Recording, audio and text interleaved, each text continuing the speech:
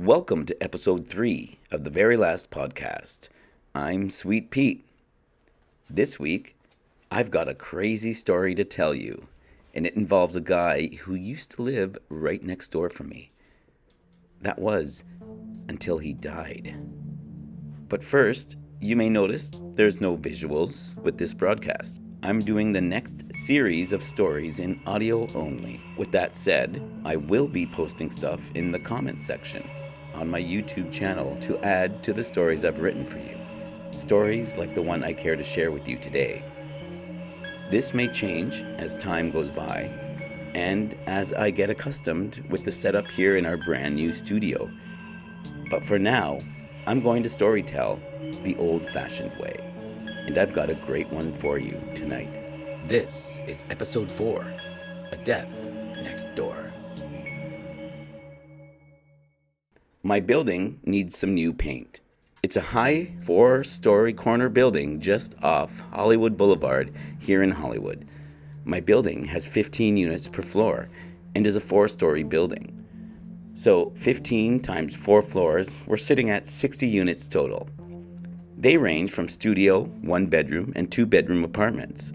11 units have balconies facing out towards the city life, the streets, the park, a nearby freeway. The remaining 4 units face inwards towards the courtyard. I've left a picture of our building's floor plan in the comments below. If you're on YouTube, you'll be able to see it now. I've switched the unit numbers for confidentiality purposes, obviously. I've blocked them out. So take a look at it.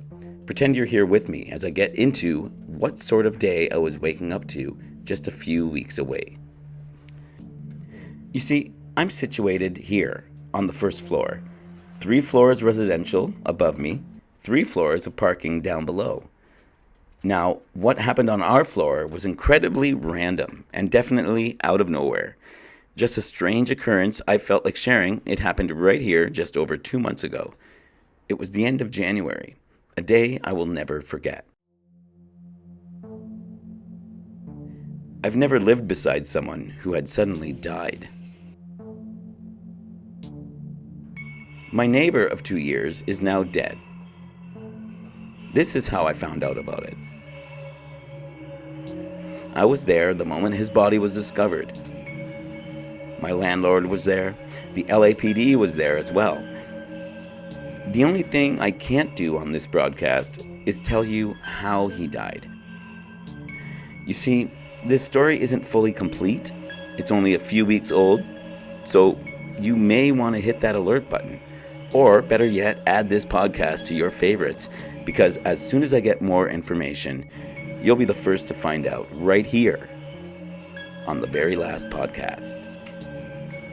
I've got 7 more fascinatingly eerie stories coming up, so keep it locked and sit back, relax, enjoy your drive home, or if you're listening to my podcast while working out, do a couple more sets. I'll be here doing my best to spook you out with these twilight tales. You're about to listen to an eyewitness account of a death next door. A very last podcast exclusive, where real life meets imagination. If you have a real life paranormal experience you care to share with us, please shoot me an email at p.maragos@hotmail.com.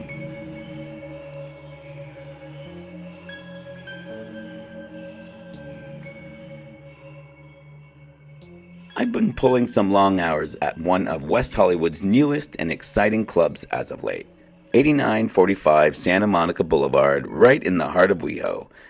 If you're there on a Friday, come check out Blow Pop, grab a cocktail and say hi. Now, if I'm not at work, chances are I'm at home, which is about a 10-minute drive away to the east. It's a busy little neighborhood near Runyon Canyon. I've been living there for 2 years. It's a great spot, wedged smack in the middle of Hollywood and West Hollywood. Like I said, it's near Runyon, just steps away from Hollywood Boulevard. The famous Chinese and Dolby theaters are around the corner. Our street has a mix of rental properties, condos to own, and huge mansions along the hills. So there's lots of people. People I haven't met, and most whom I probably will never meet. my neighbor being one of them.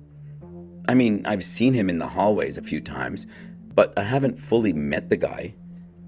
Before I go any further, and out of respect, I will be referring to my neighbor as Jimmy. I've lived in all types of spaces within various buildings throughout my life, and I've gone years doing so, living my life, working my jobs, coming home and saying hey to those living next door whom I wouldn't know by name. Most times, I'm really tired, and those are times I'm coming home from work. On the days where I happen to be heading into work, I'm usually anxious or in a bad mood, mostly because, hey, I'm an anxious guy and I don't want to be working anymore, all right? So I'd rather be in bed, not gonna lie, but, with me coming in, leaving in a hurry, there's never a good time to stop and have a personal chat with your next door neighbor. Certainly not here in LA. At the time, I didn't know his name. And that makes this even more devastating because I barely knew the guy, yet there's family and friends, work colleagues, and those who are all grieving at this very moment. The fact that Jimmy is no longer here. Remember that floor plan I talked about earlier? Let's go back to it. Now, as I mentioned, I've blocked out the unit numbers for this broadcast and made up mine and Jimmy's, and I'm here at Unit 3513. Jimmy lives right next door, 3511. As you can see, we share the same wall. We're just feet away from one another every day. I was telling my sister, Dina, this very story one evening, and she, being the horror buff and into the very grotesque and eerie, surprised me when she mentioned that I most likely was laying my head to bed each and every night a few feet away from a dead body. It could have been staring at you this whole time, she quipped. So I wake up one day suddenly to the sound of a light knock at the door. At least I thought it was my door. I have two small dogs, Harley and Luna, and they both must have thought it to be my door because they woke up and, yes, of course, started barking. It's only been a few weeks, I realize, but I'm not fully sure whether or not I got up after the initial knock or if they had knocked a couple times before. You see, I do recall sitting up and waiting for the next one. I was in a deep sleep.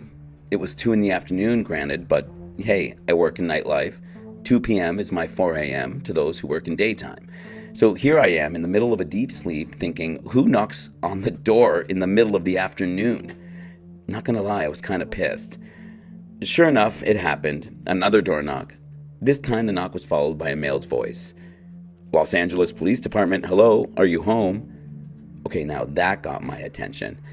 My initial response was to keep quiet, as I thought to myself, what the fuck did I do now? Which was then followed by another thought. Quick, hide it. All this worry for nothing. Because by the time I left the bedroom down the hall and to my front door, the door knocked again.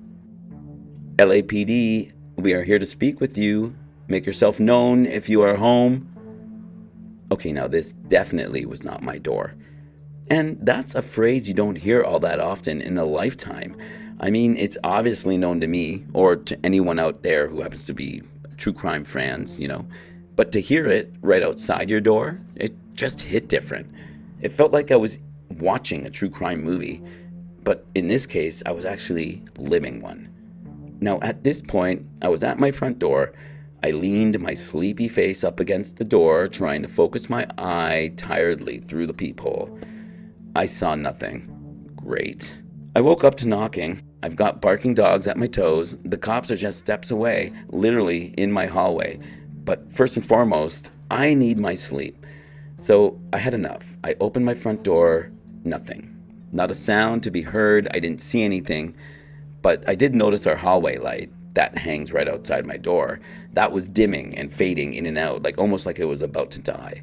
In fact, it needed to be fixed, or the light bulb changed, whatever. So I had this warm white yellow shade going on while I opened the door, and it was the makings of one creepy ass hallway, that's for sure. And note to self, make sure to tell the landlord. Suddenly, something captures my eye. I look at my right, and there they were. 2 police officers. With them, a young woman dressed in a white t-shirt and blue jeans, whom I didn't recognize, and my 70-year-old landlord, Leonard. whom I did recognize. They were just a few feet away at Jimmy's door. Now, I'm not a guy who gets easily distracted by outside noises. I've got good walls. Sure, there's a busy street that passes through, but I'm usually able to block that out. With the windows shut, big deal. Actually, I don't mind the ambience of everyday life bustling around me, so it makes me feel a part of it. It makes me feel alive. Before we go any further, though, I should talk a bit about my neighbor, Jimmy. For the sake of staying true to the subject matter at hand, I've drawn my own composite sketch to the best of my abilities of Jimmy. There he is right there. For those tuning in on YouTube, you'll be able to see it now. I've seen him on multiple occasions and in or around the building, doing laundry a couple of times. See, our building has a laundry room in P1 we all share. I've said hello to one another, or we've said hello to one another, passing through the elevator, that sort of thing. It was never a conversation. He was to himself, definitely, but I mean, we're strangers to one another, so I didn't expect anything more. Heck, I'm a socially introverted as well, so I get it, that's fine. At this time, though, I didn't know his name, and he never knew mine. But what I do know is that on January 29th of this year, he was found dead next door. Okay, so let's rewind this story about 5 days. Before the door knocks, before the cops at the door, I was again working through the night, sleeping away most of the day, until I woke up suddenly to a barking dog. This time, it wasn't mine. It was definitely from within the building. It was faint, but constant enough to be rudely annoying. And remember, I have good walls. But this barking, sounded like it was coming from next door, room 3511, Jimmy's place. I woke up, heard the barking, and turned to Scarlett. "Do you hear that?" "Yes, it's our neighbor's dog. It's been barking for hours," she replied. I didn't know our neighbor even had a dog. Or maybe I did, but I do know that I've never heard the thing bark before. So that was strange. Also, the dog sounded, it sounded desperate. Or spooked. Worried even. I know how dogs bark, and this was a bark of despair, my friends. It was constant. It must have been going on for hours. I did fall back asleep, and I do recall waking up to the same dog barking at the same pace a couple of times. Literally a couple of times after that. How long has this dog been barking? How long have I been asleep? Was it a couple of hours? Has it been days? To this day, I'm not fully sure. But what I do know is this. I woke up several times to Jimmy's poor little dog barking its poor little heart out as if someone had just died. So remember, this dog barking incident took place about 5 days prior to the time I woke up to the sounds of cops knocking at Jimmy's door. And I recall that so vividly due to the tone of the dog's bark. Now, I'm not a trained dog behaviorist, but for entertainment purposes and the fact that I couldn't befriend a professional in time to speak publicly on the broadcast, I will attempt to play the role of one to back up my theory that Jimmy's dog was barking out of fear. What you can most certainly notice is the tone behind the dog's bark. Not just its tone, but volume of each bark. The more heavy and loud and more dominant it tries to be. Say if a dog was being ambushed by a pack of coyotes, the dog would try and sound threatening and dominant, like in a very aggressive way. In this case, where the master was either attacked or had suddenly been struck by something threatening, and the dog felt helpless. It didn't know how to help the situation. It couldn't make its master get any better. So in fact, it could only watch them deteriorate into something to the nature of near death. Or death itself. I imagine the dog's bark would be something sounding quite desperate. Everything Sweet Pete said is absolutely true. He's incredibly smart. Such talent in every way. Okay, so that's that. You get the gist of it. So let's go back to me at my front door I heard this barking dog. He was barking. Panicked. It woke me up. I was like, why is this dog barking so frivolously? I'm leaning out into the hallway, still trying to figure it all out, to piece together what exactly is happening right now. Middle of the afternoon here in Hollywood. I've got sounds of cars ripping down Franklin, sounds of lawnmowers cutting down grass, things that are simply unfair to those who work in nightlife. So here I am, dressed in my sleep attire, which is a sleep mask and undies. The cops I first saw, they were the ones I saw first. One was a bald male guy, the other a woman. She had light brown hair and it was tied up in a ponytail. Standing behind them was a young woman, probably in her late 20s, I'd say. Again, white t-shirt and blue jeans. She was holding her phone close to her face as if she had something, as if she had someone on the other line. I knew this because I noticed something dangling. It was her phone charm, dangling below the cups of her hands. They were shaking, and she was talking quietly to whomever was on the other line. Next to her stood my landlord, Leonard. Picture a white-looking old man, but skinny, Spanish-looking yet Jewish-looking.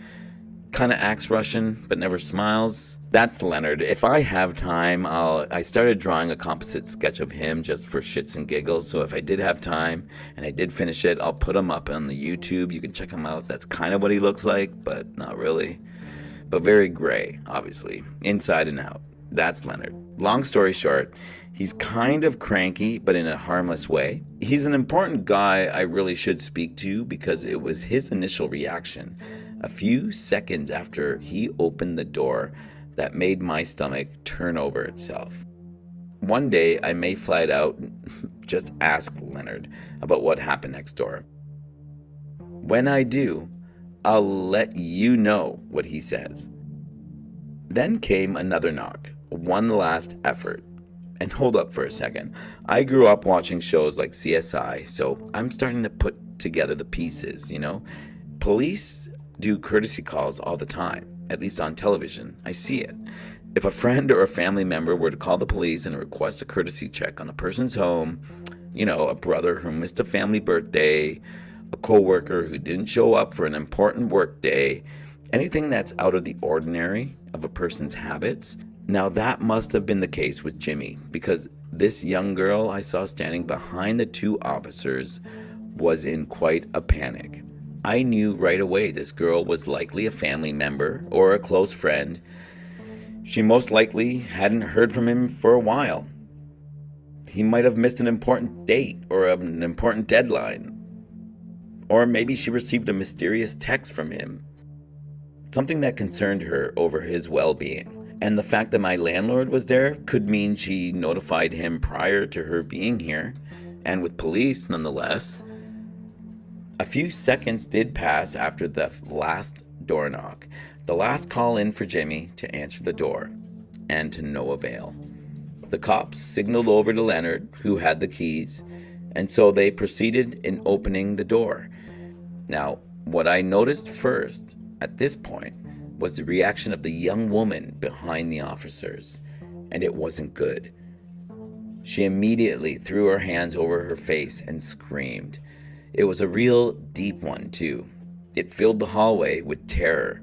I've never heard a woman cry out that way before, and I hope to never hear it again. Our landlord, fragile but tough, has a resting bitch face that looks like it's been stuck for decades. Well, that changed when he opened the door and dropped his keys, also in horror. He threw his hands to his face, turned around towards me, and marched straight past my door and around the corner.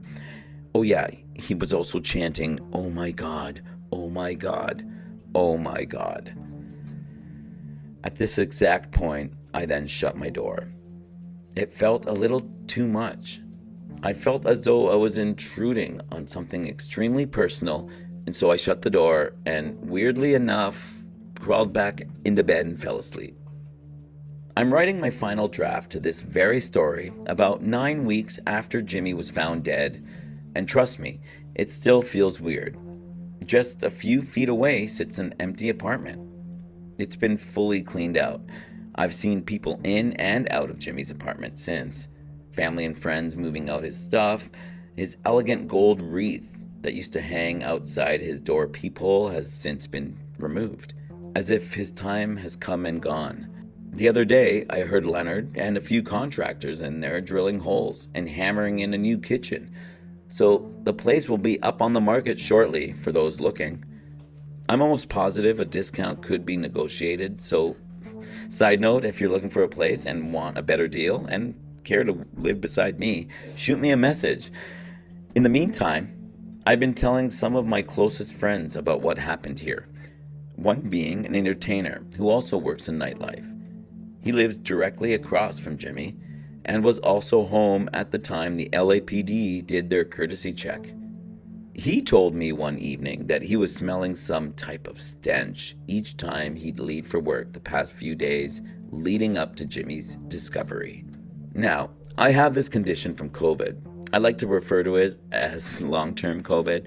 I've never been diagnosed officially, but I did contract COVID in its initial year back in the UK when I was on tour, and I have never been able to smell or taste properly ever since. Yes, it sucks, I know, but it's sometimes a blessing because I'm unable in most cases to smell bad stuff, like bad odors, garbage, barf, disgusting things, like a person dying right next door. Things that the average person would be grossed out to. My friend who lived across from Jimmy, however, his nose works perfectly fine. And he says that the moment they opened the door of apartment 3511, a stench of something rotten filled the air.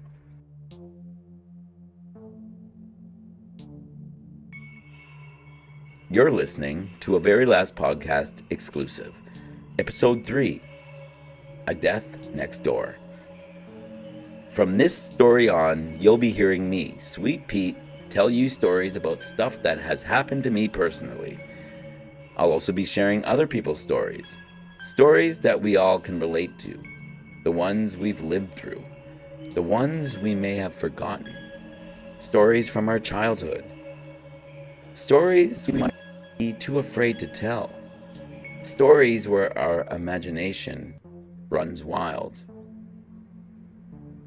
If you have a story that sticks, a story you still fully can't explain, I want to hear it. Contact me through Instagram, YouTube, or you can email me at p.maragos@hotmail.com. Next week, I will share a story about what it was like living above an actual and modern day witch. You see, before I lived here, next to Jimmy, I lived in a 2-story duplex, about a 20-minute walk southeast of here. It was at the corner of Willoughby and Citrus. A cute, well-established neighborhood 1 street south of Santa Monica Boulevard. That's where I will take you next. Me and my partner's experience living above the Witch of Willoughby. That's episode 4.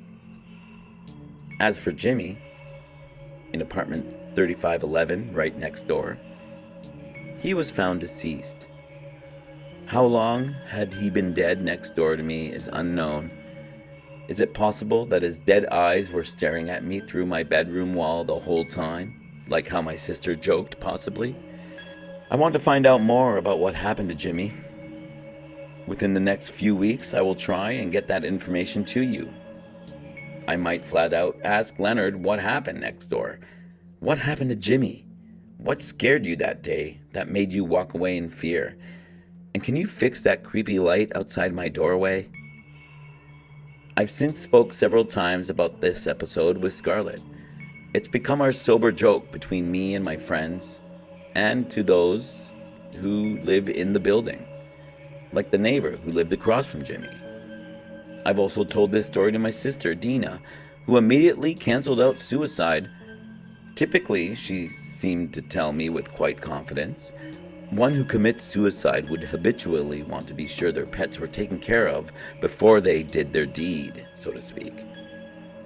Time will only tell, and I'll be sure to update you soon.